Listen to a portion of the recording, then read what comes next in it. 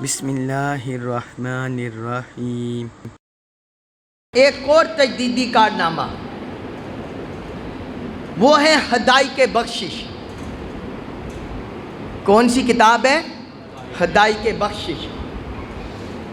یہ اعلیٰ حضرت کی حضور صلی اللہ علیہ وآلہ وسلم کے فضائل پر، مناقب پر، شانوں پر، اہل سنت و جماعت کے عقائد پر شعری شکل میں ایسا علمی نادر مجموعہ ہے کہ آج تک جدھر بھی دیکھیں ہر نعت گو شاعر، ہر نعت خوان ہدایق بخشش کے بغیر مکمل نہیں ہوتا۔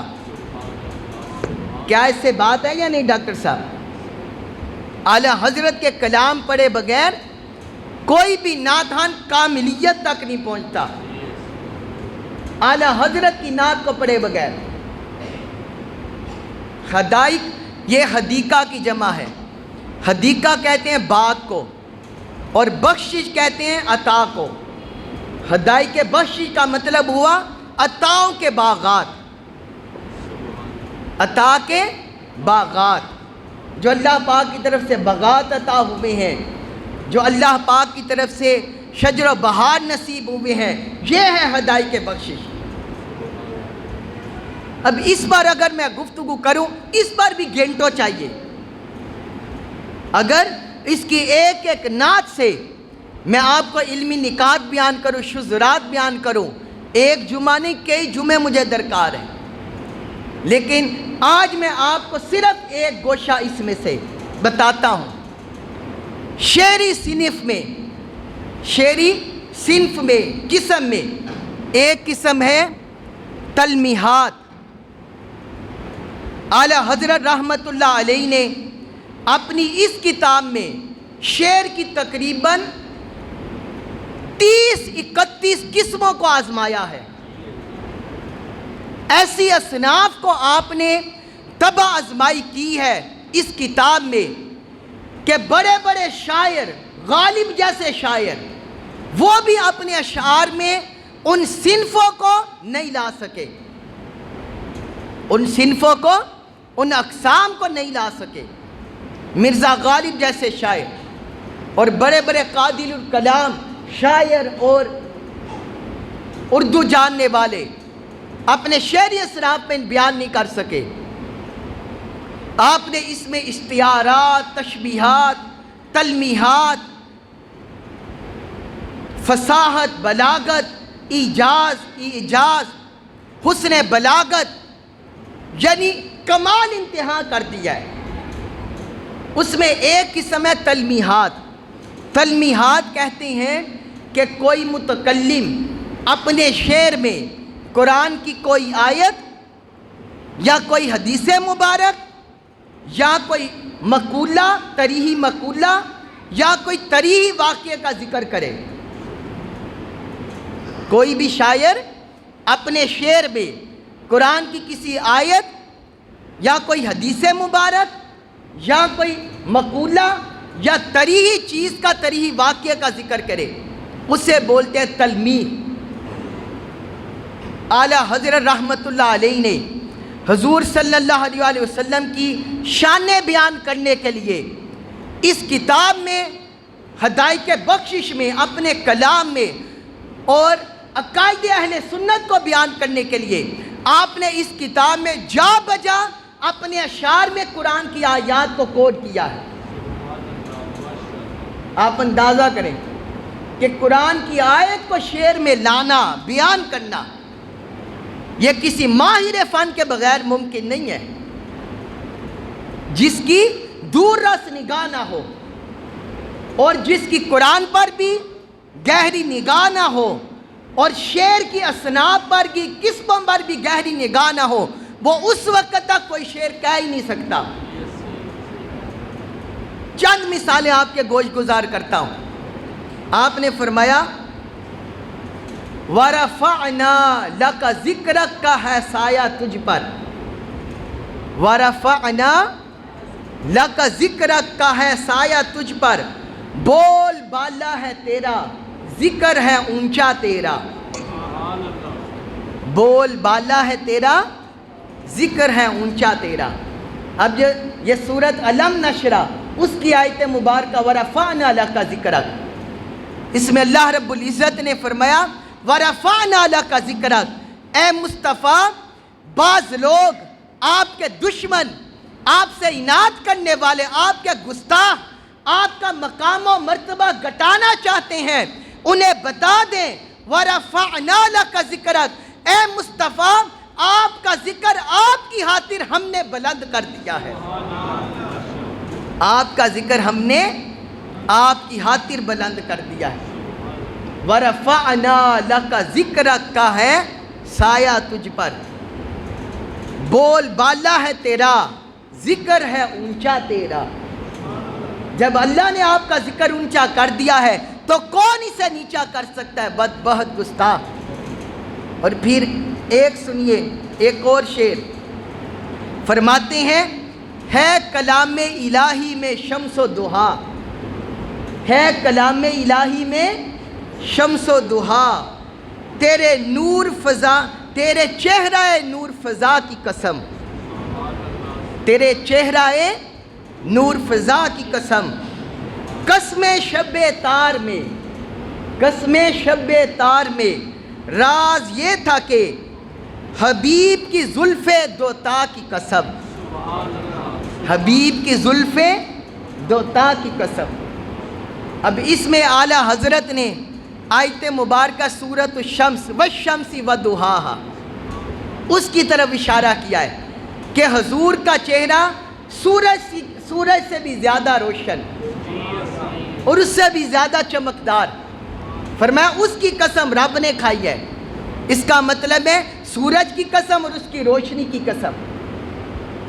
امام علوسی اپنی تفسیر روح الامانی میں لکھتے ہیں کہ یہ جو اللہ تعالی نے سورج اور اس کی روشنی کی قسم کھائی ہے، کہتے ہیں اس سے مراد حضور کا چہرہ انور ہے، حضور کا چہرہ انور ہے۔ اور اس کی تائید آقا علیہ الصلوۃ حضرت ابو ہریرہ رضی اللہ عنہ سے مروی حدیث سے بھی ہوتی ہے، وہ کہتے ہیں ما رأیت شیئا احسن من رسول اللہ صلی اللہ علیہ وسلم کأن الشمس تجری فی وجہہ، وہ کہتے ہیں میں نے کسی چیز کو بھی حضور سے زیادہ حسین نہیں دیکھا۔ حضرت ابو ہریرہ رضی اللہ عنہ کہتے ہیں میں نے کسی چیز کو بھی حضور سے زیادہ حسین نہیں دیکھا۔ پھر آگے کہتے ہیں کأن الشمس تجری فی وجہہ، جب حضور کا چہرہ مبارک دیکھتے، چہرہ پر نور دیکھتے تو ہمیں یوں لگتا، یوں دکھائی دیتا کہ آقا کے چہرہ مبارک پر سورج روشن ہے، سورج کی کرنیں پھوٹ رہی ہیں، یوں دکھائی دیتا۔ یہ سنن ترمذی میں حدیث ہے۔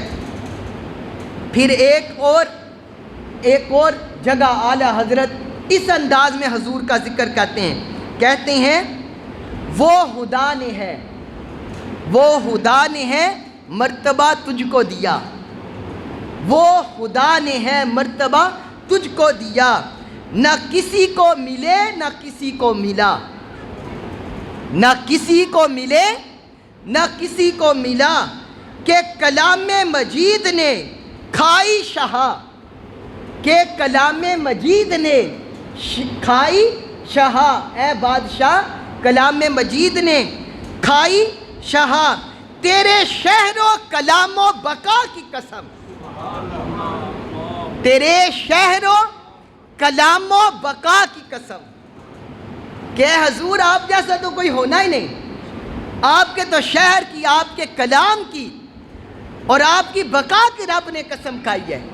شہر کی قسم دیکھیں نا سورۃ البلد میں، لا اقسم بہذا البلد وانت حل بہذا البلد، مجھے اس شہر کی قسم، مصطفیٰ اس شہر کی قسم اس لیے نہیں کھا رہا کہ یہاں مکہ ہے، یہاں بیت اللہ ہے، یہاں حرم ہے، طواف ہے، آب زمزم ہے، صفا مروہ ہے، اس وجہ سے قسم نہیں کھا رہا، بلکہ اس لیے قسم کھا رہا ہوں وَأَنْتَ حِلٌّ بِهَذَا الْبَلَدِ کہ میرا مصطفیٰ تو اس شہر میں تشریف فرما، تو اس شہر میں نعرہ رسالت، نعرہ رسالت۔ اور حضور کے کلام کی قسم رب نے کھائی قرآن میں، فرمایا وَقِيلِهِ یا ربی ان ہؤلاء قوم لا یؤمنون۔ اور آپ کے کلام کی قسم، آپ کے کلام کی قسم جو آپ عرض کرتے ہیں اے میرے رب، یہ قوم ایمان لانے والے نہیں، یہ قوم ایمان لانے والے نہیں۔ اور پھر آپ کی بقا، آپ کی عمر مبارک کی قسم رب نے کھائی، فرمایا لعمرک انہم لفی سکرتہم یعمہون۔ اے حبیب، آپ کی عمر مبارک کی قسم، آپ کی عمر مبارک کی قسم، انہم لفی سکرتہم یعمہون، یا اپنے نشے میں یوں سرگرداں پھر رہے، آپ کے نشے میں سرگرداں پھر رہے ہیں۔ اور پھر آخری ایک شعر آپ کے گوش گزار کر کے بات ختم کرتا ہوں۔ اعلیٰ حضرت عظیم البرکت امام احمد رضا بریلوی رحمت اللہ علیہ فرماتے ہیں، مجرم بلائے آئے ہیں، جاؤ کا ہے گواہ۔ مجرم بلائے آئے ہیں، جاؤ کا ہے گواہ، پھر رد ہو کب یہ شان کریم، یہ شان کریموں کے در کی ہے، پھر رد ہو کب یہ شان کریموں کے در کی ہے۔ وہ کہتے ہیں اللہ تعالیٰ کا قرآن میں ارشاد ہے، وَلَوْ أَنَّهُمْ إِذْ ظَلَمُوا أَنفُسَهُمْ جَاءُوكَ فَاسْتَغْفَرُوا اللَّهَ وَاسْتَغْفَرَ لَهُمُ الرَّسُولُ لَوَجَدُوا اللَّهَ تَوَّابًا رَحِيمًا۔ اے حبیب، اگر یہ لوگ اپنی جانوں پر ظلم کر بیٹھیں، آپ کی بارگاہ میں حاضر ہو جائیں اور آپ کی بارگاہ میں آپ کے در پر حاضر ہو کر اللہ سے معافی مانگے، یا اللہ اگر تجھ سے معافی مانگنی ہے تو پھر مصطفیٰ کے در پر کیوں صرف بھیجا ہے؟ فرمایا نہیں، آگے تو پڑھو، آگے تو پڑھو، آگے تو پڑھو۔ فرمایا اللہ سے معافی مانگے، اللہ سے استغفار کریں، وَاسْتَغْفَرَ لَهُمُ الرَّسُولُ، اور میرا مصطفیٰ بھی ان کے لئے مغفرت مانگ لے، میرا مصطفیٰ بھی رب کی بارگاہ میں ان کے لئے معافی مانگ لے، ان کے لئے التجا کر لے۔ جب اللہ کی بارگاہ میں بھی استغفار کر لیا، مصطفیٰ نے بھی ان کے لیے شفاعت کر دی، استغفار مانگ لیا، تو فرمایا لَوَجَدُوا اللَّهَ تَوَّابًا رَحِيمًا، وہ ضرور اللہ کو بہت توبہ قبول کرنے والا رحیم پالیں گے۔